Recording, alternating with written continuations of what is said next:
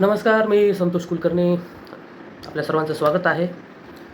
आजपासून एक नवीन प्रयोग व्हिडिओ तयार करण्याचा सुरू केलेला आहे आणि या मालिकेतील पहिलं पुष्प म्हणा, पहिलं पान म्हणा, काहीही म्हणा, पण सुरुवात आजपासून. आणि सुरुवात ही एका अशा विषयापासून मी आज करतो आहे की गेल्या साधारणतः 15-20 दिवसांपासून अनेक राष्ट्रीय माध्यमांमध्ये, समाज माध्यमांमध्ये हा विषय खूप मोठ्या प्रमाणामध्ये चर्चेला गेला आणि त्याचा क्लायमॅक्स ज्याला आपण म्हणतो तो काल परवा दिवशी आपल्याला पाहायला मिळाला. आणि ती घटना म्हणजे पूनम आणि राजा रघुवंशी. पूनम आणि राजा रघुवंशी हे मध्य प्रदेशातील इंदोर शहरातील सुखवस्तू कुटुंबातील 2 तरुण आणि तरुणी. त्यांचं काही दिवसांपूर्वी लग्न झालं 20 मे रोजी. आणि त्यानंतर असं ठरतं की हे दोघेही जण लग्नानंतरचे काही नवीन दिवस एकमेकांसोबत घालवण्यासाठी, ज्याला आपण शुद्ध मराठीमध्ये हनीमून असं म्हणतो, तर ते मेघालय या ठिकाणी जाणार. मेघालयची राजधानी शिलाँगच्या आसपास जो सगळा काही डोंगरदऱ्यांचा जो परिसर आहे, तर जिओग्राफिकल भाषेमध्ये त्याला खासी हिल्स असं नाव आहे. खासी हिल्सचा तो सगळा भाग आहे. उंच उंच डोंगर, कडे, पर्वत आणि त्याच्यामध्ये अतिशय सुंदर नयनरम्य असं हे ठिकाण की जिथं अनेक जण पर्यटक जातात आणि खास करून पहलगामच्या हल्ल्यानंतर अशा ठिकाणी जाणाऱ्यांची संख्या वाढलेली आहे. तर त्यांचं हनीमून प्लॅन तयार होतो. ते दोघे जण तिथं जातात, काही दिवस फिरतात आणि अचानक एके दिवशी बातमी अशी येते की हे दोघे जण बेपत्ता आहेत. आणि काही दिवसानंतर पूनमचा पती राजा रघुवंशी याचा मृतदेह एका दरीमध्ये आढळतो. त्यानंतर पूनम गायबच असते. 8-10 दिवस होतात. राष्ट्रीय मीडियामध्ये याची चर्चा सुरू होते आणि सगळेजण ह्याची प्रार्थना करतात की राजा रघुवंशी तर आता नाही, परंतु त्याची पत्नी अर्थात पूनम ही सुखरूप वापस यावी, मिळावी याच्यासाठी अनेक जण प्रार्थना करतात. 15 दिवस तपासाची चक्र फिरतात. मेघालय पोलीस, मध्य प्रदेश पोलीस यांचं कोऑर्डिनेशन सुरू होतं. अनेक वेगवेगळ्या बिंदूंवर चर्चा होते, माहिती घेतली जाते, क्ल्यूज मिळतात, परंतु कन्क्ल्युजनपर्यंत फारसं कोणी काही येत नाही. परंतु गेल्या 2-3 दिवसांपूर्वी अशा काही घटना घडल्या की त्यानंतर अचानक उत्तर प्रदेशातल्या गाझीपूर या ठिकाणी एक ढाबा आहे. त्या ढाब्यावर रात्रीच्या वेळेला ही अचानक पूनम येते आणि त्याच्यानंतर मग पोलीस तिला येतात, घेऊन जातात. आणि काल अशी बातमी आली की या घटनेची मुख्य सूत्रधार ही पूनमच आहे. ती पूनम हिने लग्नापूर्वीचा तिचा जो प्रियकर आहे त्याच्या मदतीनं अगदी काही दिवसांपूर्वी लग्न झालेल्या आपल्या नवविवाहित पतीला संगनमताने मारलं. आणि असा स्वतः व्हिक्टीम आहे, स्वतःच गुन्ह्याची व्हिक्टीम आहे काय म्हणा, किंवा त्याच्यामध्ये होरपळलेली आहे असं दाखवत हे सगळं सुरू होतं. परंतु अचानक काल या कटाची मुख्य सूत्रधारांपैकी एक म्हणून तिचं नाव ज्यावेळेस समोर येतं त्यावेळेस मात्र अनेकांचा विश्वास उडतो की नातेसंबंध ही कुठल्या पातळीला जाऊन पोहोचलेले. विशेष म्हणजे या संपूर्ण प्रकारामध्ये तिचा जो प्रियकर आहे तो दुसरा तिसरा कुणी नाही, तर तिच्या वडिलांच्या कारखान्यामध्ये काम करणारा एक मॅनेजर आहे. पूनम ही शिक्षण तिथं संपल्यानंतर व्यवसायामध्ये वडिलांची मदत करण्यासाठी ती स्वतः उतरते, वडिलांची मदत करते. आणि त्यावेळेस त्याची ओळख त्याच कंपनीतला त्यांचा एक मॅनेजर, त्याचं नाव राज कुशवाहा, त्याची ओळख होते. राजाचं वय 21-22च्या आसपास आहे आणि पूनमचं वय 25. त्याच्यानंतर त्या दोघांचे प्रेमसंबंध जुळतात. नंतर आश्चर्यकारकरित्या पूनम लग्न करते आणि लग्न करून आपल्या पतीचा खून करते. तर ह्याच्या पाठीमागचं जे षडयंत्र आहे, तर ज्यावेळेस त्या दोघांचं प्रेम एकमेकांशी जुळतं त्यावेळेस त्यांच्या असं लक्षात आलं असतं की एकतर अर्थातच मला त्या राज कुशवाहाची जात माहिती नाही, परंतु माझी गट फिलिंग अशी आहे की तो कदाचित वेगळ्या जातीचा असावा किंवा ज्ञाती बांधव सारखेच असू शकतील, परंतु आर्थिक परिस्थिती वेगळी आहे. पण पूनमनी आपल्या वडिलांसमोर आपल्या प्रेमाची कबुली दिली होती का? माझं या मुलावर प्रेम आहे हे तिने वडिलांना सांगितलं का? सांगितलं जरी नसेल तरी आपली मुलगी आपल्या नाकाच्या खाली आपल्या मॅनेजरसोबत प्रेमसंबंधात आहे हे त्या पूनमच्या वडिलांना लक्षात कसं आलं नाही? शिवाय पूनमसोबत तिचे 2 भाऊही होते. त्यांनाही लक्षात कसं नाही आलं? विचार करण्यासारखी गोष्ट. बरं, लग्न करून त्या निष्पाप राजा रघुवंशी याला का मारायचं? तर ज्यावेळेस पूनमचं पहिलं लग्न ठरलं आणि त्याचा पती अशा पद्धतीने मारला गेला, त्यावेळेस साहजिकच एक सायकॉलॉजी म्हणून पालक हे नाराज होतात आणि मग दुसरा विवाह करत असताना स्वतःची जी प्रायोरिटी आहे, तर त्याला बाजूला ठेवून ते कदाचित मुलांच्या प्रायोरिटीचा अधिक विचार करतात. हे त्याच्या पाठीमागचं मानसशास्त्र आहे आणि तसं केलं तर मग आपलं लग्न होऊ शकतं. परंतु त्याच्यासाठी त्यांना पहिला एक आघात द्यावा लागेल. म्हणजे ही प्लॅनिंग मानसशास्त्रीय दृष्टीने किती वरच्या पातळीची असेल हे आपण समजू शकतो. त्यांनी थेट आपल्या प्रेमाची कबुली दिली नाही. ते पळून जाऊ शकले असते. कायद्याचं त्यांना संरक्षण होतं, दोघंही बालिक होते. परंतु त्यांनी तसं केलं नाही. त्यांनी एका थ्रिलर स्टोरीला लाजवेल अशा षडयंत्राची आखणी केली आणि त्याला तडीला नेलं. हे सगळं प्रकार ज्यावेळेस आपण पाहतो, तर पाहिल्यानंतर आपल्या मनात अनेक प्रश्नचिन्ह उपस्थित होतात की हे का होतं? तर ज्यावेळेस क्राईम आपण बघतो, गुन्हा, आणि तो साधारणतः फॅमिलीशी संबंधित गुन्हा असतो, त्यावेळेस त्याचं मूळ हे नातं, त्याचं अपयश आणि त्याहीपेक्षा फसलेल्या पालकत्वाशी जास्त निगडीत आहे असं मला वाटतं.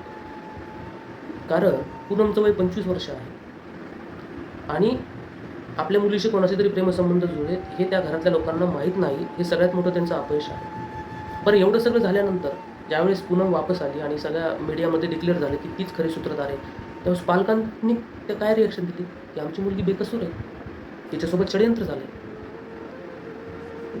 तुम्ही स्वतः ज्यावेळेस त्याची कबुली दिली तरीसुद्धा पालक मान्य करायला तयार नाहीत, सत्य मान्य करायला तयार नाहीत. कारण त्यांना जे हवं आहे तेच हवं असं त्यांना वाटतं. तर ही जी घटना घडली, तर ह्याच्यामध्ये ती वडिलांना सांगू शकली असती की माझं या मुलावर प्रेम आहे, मला लग्न करायचं आहे. कायद्याचं बॅकिंग होतं. काय झालं असतं फार फार तर कुटुंबाने संबंध तोडले असते, नंतर एकरूप झाले असते. अशा कितीतरी घटना आसपास घडतात. परंतु तेवढंही न बोलण्याचं स्वातंत्र्य कदाचित पूनमला त्याच्या घरामध्ये नसेल. शक्यता नाकारता येत नाही. आपण जर आपल्या प्रेमाची कबुली दिली तर आपले आईवडील आपलं ऐकणार नाहीत, हा तिचा पूर्वानुभव असू शकतो. म्हणून दिशाहीन झालेल्या पूनमने हे पाऊल उचललं आणि अतिशय निर्दयीपणे ते एक्झिक्यूट केलं. कारण एक गोष्ट लक्षात घ्या की ज्यावेळेस एखादी 25 वर्षाची मुलगी अशा पद्धतीने कोल्ड ब्लडेड मर्डर करते, याचा अर्थ ती काय सराईत गुन्हेगार आहे असं तर नाहीच, परंतु ती अशा पद्धतीनं गोष्टी एक्झिक्यूट करू शकते याचे काही सिग्नल्स लहानपणापासून तिने निश्चित दिलेले असतात. आपण रोजच्या जीवनामध्ये रोजीरोटी कमवण्याच्या नात्यामध्ये पालक म्हणून अनेक वेळा अशा गोष्टींकडे दुर्लक्ष करतो. कदाचित या गोष्टींकडे तिच्या पालकांचं दुर्लक्ष झाल्याची शक्यता नाकारता येत नाही. कारण कुठलाही व्यक्ती इतक्या थंड डोक्याने एखाद्या व्यक्तीचा खून करून हे सगळं कुभांड रचू शकतो का? नाही रचू शकत. ते एका दिवसात झालेलं नाही. तिची मूळ प्रवृत्ती ओळखण्यात तिचे पालक कमी पडले आणि याचा परिणाम भविष्यात तिच्या आयुष्यावर आणि आपल्याही आयुष्यावर काय होऊ शकतो याचा अंदाजा त्यांना आलेला दिसत नाही. याचप्रमाणे त्या पूनमचा जो प्रियकर आहे, त्याचं वय 21 वर्ष वय, त्याचं नाव राज कुशवाहा, त्याच्या आईवडिलांच्याही पालकत्वावर या ठिकाणी प्रश्नचिन्ह उपस्थित होतं की आपली मुलं काय करतात, काय विचार करतात, त्यांच्या डोक्यात काय चालतं, त्यांचा मनोव्यापार काय चालतो, ते कोणत्या लोकात मिसळतात, कुठं वावरतात, काय करतात, हे प्रत्येक पालकांनी याच्यावर बारकाईने नजर ठेवणं फार महत्त्वाचं. मला असं वाटतं की पालकत्व ही एक भूमिका आहे. आईवडील हे नातं आहे, परंतु पालकत्व ही एक भूमिका आहे. तिथं भावनेपेक्षा आणि खऱ्या अर्थानं प्रेमापेक्षा बुद्धीला जास्त प्राधान्य आहे असं माझं वैयक्तिक मत आहे. की आपल्या मुलाचं किंवा आपल्या मुलीचं एक थर्ड पार्टी म्हणून आपल्याला ॲनालिसिस करता आलं पाहिजे. कारण तो कुटुंबामध्ये आपला मुलगा मुलगी आहे, पण ज्यावेळेस तो समाजामध्ये बाहेर जातो त्यावेळेस तो कसं वावरतो, त्याचं मूल्यमापन करणाऱ्या इतर गोष्टी आहेत, त्या कसोटीवर तो नीट उतरतोय की नाही. ज्यावेळेस त्याने या जगात येऊन पहिला श्वास घेतला, त्या श्वासापासून पालकत्व आपलं सुरू झालं. तसं पाहायला गेलं तर ते गर्भात असताना सुरू होतं, परंतु या जगामध्ये आल्यानंतर पहिल्या श्वासापासून ते त्याच्या किंवा आपल्या शेवटच्या श्वासापर्यंत पालकत्व कायम राहतं. आणि या गोष्टीचं भान आणि ज्ञान पालकांना आहे का, हा खूप मोठा एक गंभीर विषय असं मला वाटतं. आपण आपल्या मुलांना गृहीत धरतो, परंतु त्याचा विवेक जागृत होईपर्यंत आपण सतत त्याच्या भूमिकांचं अवलोकन करणं आणि चांगलं वाईट याची त्याला ओळख करून देणं हे फार महत्त्वाचं आहे. तसं पूनमच्या बाबतीत झालं होतं का? बिलकुल झालं नाही. कारण याची जाणीव जर तिला लहानपणापासून आई-वडिलांनी करून दिली असती, तर एवढा मोठा अघोरी निर्णय ती घेऊ शकली नसती. शिवाय आपण ज्याच्यावर प्रेम करतो आणि जो आपल्यावर प्रेम करतो आणि असा आपण दोघेही दावा करतो, असे 2 लोक एकत्र येतात आणि एखाद्याच्या हत्येचा प्रयत्न कट रचतात. हे कुठं घेऊन चाललंय? हे प्रेम असू शकतं का? त्याला प्रेम म्हणायचं का? Love is the better version of human being असं म्हणतो, की चांगल्यातल्या चांगली आवृत्ती प्रेम तुमच्यामध्ये निर्माण करतं. ही प्रवृत्ती कुठून निर्माण झाली? एखाद्याचा खून करणं, मारणं हे प्रेम असू शकत नाही. प्रेम एखाद्याला नुकसान पोहोचवणं, कारण आपल्या या कृतीमुळं आपण एका निष्पाप माणसाला मारतोय, आपल्या प्रेयसीला आपण संकटात टाकतोय, आपण संकटात येतोय, आपल्या आईवडिलांना संकटात टाकतोय. याचा साधा विवेक या मुलांपाशी जर नव्हता, तर हे त्यांनी एका दिवसात केलेलं कृत्य नाही. त्यांची ही प्रवृत्ती ओळखण्यामध्ये त्यांचे आईवडील का कमी पडले, असा साधा सरळ प्रश्न मला पडतो. त्यामुळं आपण जन्माने आईवडील झालो, परंतु विचारांनी पालक झालो का, हे फार महत्त्वाचं आहे असं मला नेहमी वाटतं. आणि फॅमिलीमध्ये, कुटुंब व्यवस्थेमध्ये आज ज्या प्रकारच्या गोष्टी घडत आहेत किंवा जे क्राईम होत आहेत, याला जबाबदार पालक आहेत असं मला वाटतं. मुलांना मनमोकळेपणे न बोलू देणं, त्यांचे विचार समजून न घेणं, त्यांच्या विचारांचा ॲक्सेप्टन्स नसणं, हे पण चुकीचं आहे. आपल्या मुलांना अतिस्वातंत्र्य देणं आणि ते स्वातंत्र्य उपभोगत असताना आपण कशा पद्धतीनं चुकीच्या मार्गावर जातो आहोत याची त्यांना जाणीव न करून देणं, हे सुद्धा फसलेलं पालकत्व आहे. तर याचा जो मध्यबिंदू आहे तो आपल्याला गाठता येणं फार महत्त्वाचं आहे.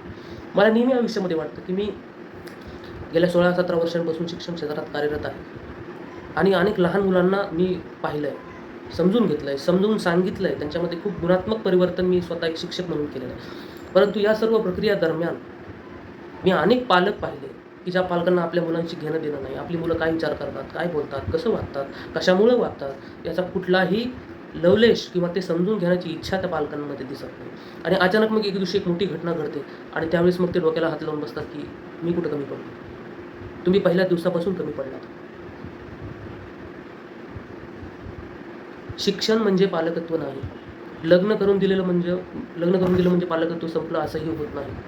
तर आयुष्याच्या त्याच्या किंवा आपल्या शेवटच्या श्वासापर्यंत पालकत्व हे जपावं लागतं, कारण तो एक वारसा आहे विचारांचा, की त्याच्यामुळं कुटुंब व्यवस्था, समाज व्यवस्था ही अभेद्य राहते आणि त्यामध्ये मानवी मूल्य जपली जातात. कारण मला असं वाटतं की आपल्या आयुष्याचा जो अल्टिमेट उद्देश आहे तो काय आहे, तर मानवी मूल्य सक्षम करणे.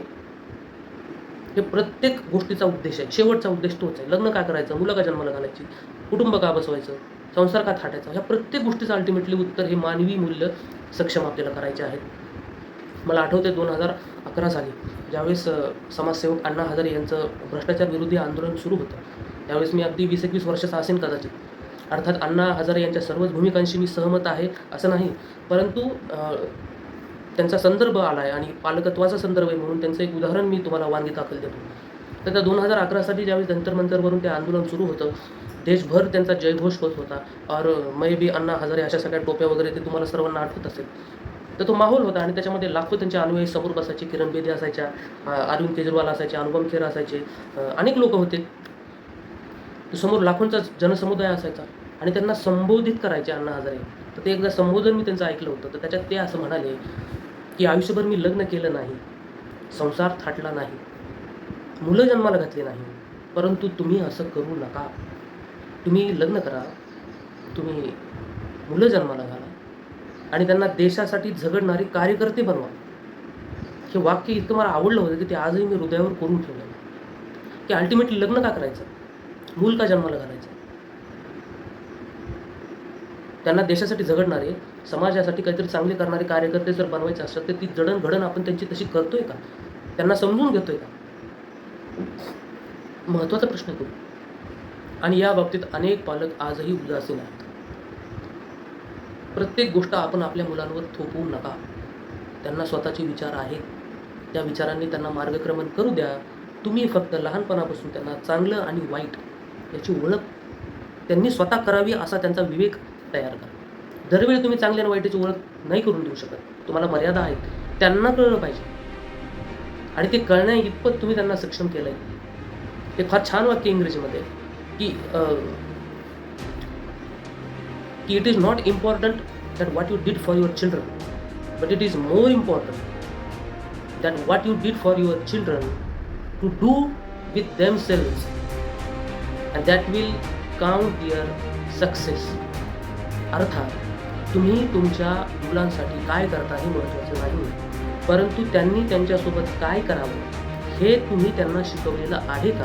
कारण यावरून त्यांचं यश आणि अपयश ठरतं.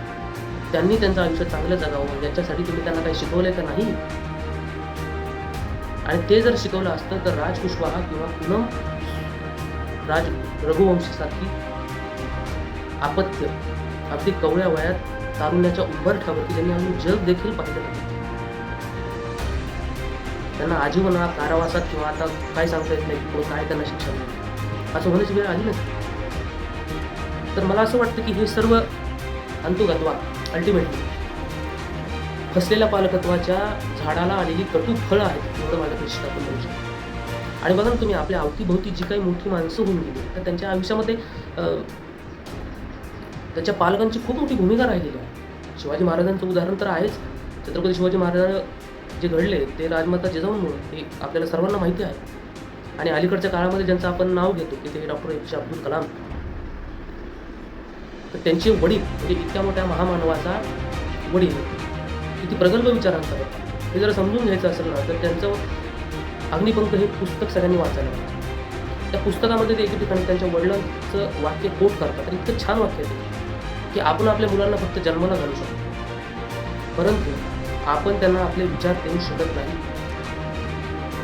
आपली मुलं ती आपल्यातून जन्माला येतात पण आपल्यासाठी जन्माला येत नाहीत.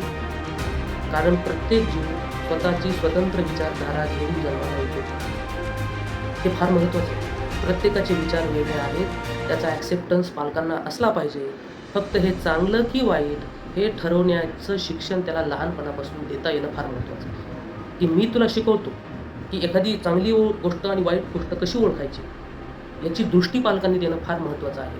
आणि ती दिली म्हणजे प्रत्येक गोष्टीतलं 19-20 आपण ज्याला म्हणतो ते ओळखण्याची सवय त्यांना लागेल. त्याच्यातून त्यांची डिसिजन मेकिंग होईल.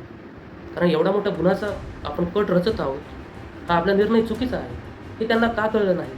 कारण त्यांच्याजवळ डिसिजन मेकिंग नव्हतं, निर्णय क्षमता नव्हती. भावनेच्या भरात वाहत जाणारी जडणघडण त्यांची सगळी कदाचित असेल म्हणून ती दोघेही वाहवत गेले. त्यांच्यासोबत त्यांचे 3 मित्र की ज्या या कुणाच्या कटामध्ये सहभागी होते. ही सर्व 20, 22, 25ली मुलं तारुण्याच्या उंबरठ्यावर असणारी की ज्यांनी जग पाहिलं नाही, काहीच पाहिलं नाही, आयुष्य अनुभवलं नाही. त्यांना पुढचा काळ आता किती कठीण परिस्थितीमध्ये घालवावं लागणार आहे. तर असं आपल्या बाबतीत कोणाच्या बाबतीतही होऊ नये. पालकत्व हे आयुष्यभर निभावावं लागतं. त्याच्यासाठी फारसे कष्ट करावे लागत नाहीत, पैसे लागत नाहीत. गरज आहे ती फक्त आपला माइंडसेट बदलायची. ॲक्सेप्टन्स खूप महत्त्वाचं आहे. आपल्या मुलांना प्राधान्य द्या, त्यांच्या विचारांना त्यांना मांडू द्या आणि मग शेवटी त्याच्यावर तुम्ही तुमचं जजमेंट द्या आणि त्यांना ती दृष्टी द्या की त्या गोष्टीकडे कसं पाहावं. ते सगळ्यात महत्त्वाचं आहे. आणि आपण असं म्हणतात की आयुष्यामध्ये 3 घटक खूप महत्त्वाचे असतात कुठल्याही व्यक्तीच्या: पालक, गुरु आणि मित्र. आपण आपला मित्र निवडू शकतो, ते स्वातंत्र्य आपल्याकडे आहे. आपण आपला गुरुसुद्धा निवडू शकतो, तेही स्वातंत्र्य आपल्याकडे आहे. पण आपण आपले आई वडील निवडू शकत नाहीत, निवडू शकत नाही. आणि हे पाल्यांपेक्षा पालकांनी लक्षात ठेवणं फार महत्त्वाचं की आपल्या मुलाला नाविलाज म्हणून आपलं मूल म्हणून राहावं लागतंय आणि तशी वेळ त्याच्यावर येऊ नये याच्यासाठी पालकांनी जागरूक असलं पाहिजे. त्यांच्या मताचा स्वीकार केला पाहिजे. मला जे वाटतं तेच त्याला वाटायला हवं. मी जो विचार करतो तोच त्यांनी विचार करायला हवा. हे जे कंपल्शन आहे, अतिरेक आहे, दबाव आहे, तो आपण टाळला पाहिजे आणि त्यांना मनमोकळेपणं व्यक्त होऊ दिलं पाहिजे. त्यांच्या मतांचा, निर्णयांचा आपण आदर केला पाहिजे. आणि शेवटी सगळ्यात महत्त्वाची गोष्ट म्हणजे विवेक, आयुष्यामध्ये विस्डम ज्याला म्हणतो. Intelligence, wisdom is more than intelligence. म्हणजे बुद्धीपेक्षा विवेक खूप महत्त्वाचा आहे. तो विवेक आपल्या पाल्यामध्ये यावा, शहाणपण यावं जरा. हुशारी आलं पण शहाणपणाचं काय? तर ते जर आलं तर मग असे पूनम रघुवंशी किंवा राजा रघुवंशी येणार नाहीत जन्माला, आणि आले तर ते अशा पद्धतीनं कुठल्या गोष्टीमध्ये अडकणार नाहीत. तर मला असं वाटतं की ही जी घटना आपल्या सगळ्यांना हेलावून टाकणारी आहे की पाकिस्तानने आपल्या नवविवाहित देशातल्या तरुणींच्या पतींचा खून केला समोर. म्हणून आपण त्यांच्या प्रतिशोध घेण्यासाठी ऑपरेशन सिंदूर अभियान राबवलं. परंतु आपल्याच पतीचा खून करणारी एखादी जर स्त्री असेल तर त्या अभियानाला काय नाव द्यायचं? आपला सिंदूर हाताने जर पुसणारी एखादी महिला असेल तर त्याला काय नाव द्यायचं? अर्थात सर्व महिला अशा आहेत का? अर्थातच नाही. सर्व पालक असे आहेत का? अर्थातच नाही. पण घटनेची तीव्रता कमी अधिक असते. परंतु अशा अनेक घटना आपल्या नजरेआड, आपल्या नजरेखाली घडत असतात आणि त्याचं गांभीर्य, पोटेन्शियल आपण योग्य वेळी ओळखलं तर अशा कुठल्याही घटना होणार नाहीत. आणि कुटुंब व्यवस्थेचा जो काही ऱ्हास अलीकडं खूप व्हायला होतोय. यापूर्वी उत्तर प्रदेशातल्या मेरठमध्ये सुद्धा अशाच पद्धतीची घटना घडली होती की नात्यांमध्ये इतकं वितुष्ट येऊन एखाद्याची हत्या करण्यापर्यंत जर तुमची मजल जात असेल तर शेवटी सर्व जे प्रश्न येतात ते मानसशास्त्राच्या मुळाशी येतात असं मला वाटतं. आणि ते मानसशास्त्र त्याच्या जडणघडणीपासून सुरू होतं आणि त्याच्यावर पालकांनी खूप बारकाईने लक्ष द्यावं असं मला वाटतं. तटस्थपणे आपल्या पाल्याच्या भूमिकांचं तुम्हाला विश्लेषण करता आलं पाहिजे, ॲनालिसिस करता आलं पाहिजे आणि त्यांना योग्य ती दिशा देणं फार महत्त्वाचं आहे. सावलीसारखं त्यांच्यासोबत राहणं खूप महत्त्वाचं आहे. तरच ती आयुष्यामध्ये एक चांगले नागरिक म्हणून जगतील आणि इतरांनासुद्धा त्यांच्या जगण्याचा आनंद घेऊ देतील असं मला वाटतं. तर आजचा हा व्हिडिओ खास त्याच्यासाठीच होता. एक पहिला माझा प्रयत्न आहे, तो आपल्या सर्वांना आवडला असेल अशी मी या ठिकाणी आशा करतो. या व्हिडिओमध्ये जर माझे संदर्भ चुकले असतील तर त्याची मी दुरुस्ती करेनच. त्याबद्दल मी आपल्या आधी क्षमा मागतो. आणि या व्हिडिओच्या माध्यमातून पालक अथवा त्यांच्या कुठल्याही पाल्यांना त्यांच्या भावना दुखवणं माझा उद्देश नाही. अर्थात या घटनेवरून त्याचं सार्वत्रिकीकरण मी करतोय का? असंही बिलकुल नाही. एखाद्या घटनेवरून आपण सॅम्पल घेऊन त्याचं सार्वत्रिकीकरण नाही करू शकत. परंतु या घटना घडायला नको आणि त्या घडल्या तर त्याचं चिकित्सा होणं फार महत्त्वाचे आहे. तर या घटनेचं जे मूळ आहे ते फसलेल्या पालकत्वामध्ये होतं असं मला मनापासून वाटतं. म्हणून हा सर्व व्हिडिओ प्रपंच आपल्यासाठी केला. व्हिडिओ थोडा मोठा झाला आहे, मला त्याची जाणीव आहे. परंतु उद्देश हा खूप स्पष्ट आणि शिक्षक या नात्याने ॲज अ नॉलेज वर्कर म्हणून समाजासाठी आपण काय देऊ शकतो तर पालकत्वाच्या बाबतीमध्ये अवेअरनेस, जागृती फार महत्त्वाची आहे. आपली मुलं त्यांना समजून घ्या, त्यांच्या मताचा आदर करा, त्यांची मतं चूक की बरोबर हे तपासून पहा आणि ती कशी ठरवायची याचा विवेक म्हणा किंवा त्याची दृष्टी आपल्या पालकांना जरूर द्या, आपल्या पाल्यांना जरूर द्या. कारण उद्या पुढं चालून त्यांना अनेक निर्णय घ्यायचे आहेत आणि हे निर्णय घेत असताना ते सर्वोपरी विचाराने निर्णय घेतील याची सवय त्यांना लागणं फार महत्त्वाचे आहे. त्याच्यासाठीच आपण सर्वांनी जागरूक राहायला हवं आणि आपलं पालकत्व आपण सगळ्यांनी निभवावं अशी या ठिकाणी मी अपेक्षा व्यक्त करतो. आणि त्या सर्वांना हा व्हिडिओ पाहिल्याबद्दल मी आपले धन्यवाद व्यक्त करतो. पुढच्या वेळी नवीन विषयासह अर्थात मी आपल्याला भेटायला येणारच आहे. पुन्हा एकदा सर्वांचे खूप खूप धन्यवाद. थँक्यू.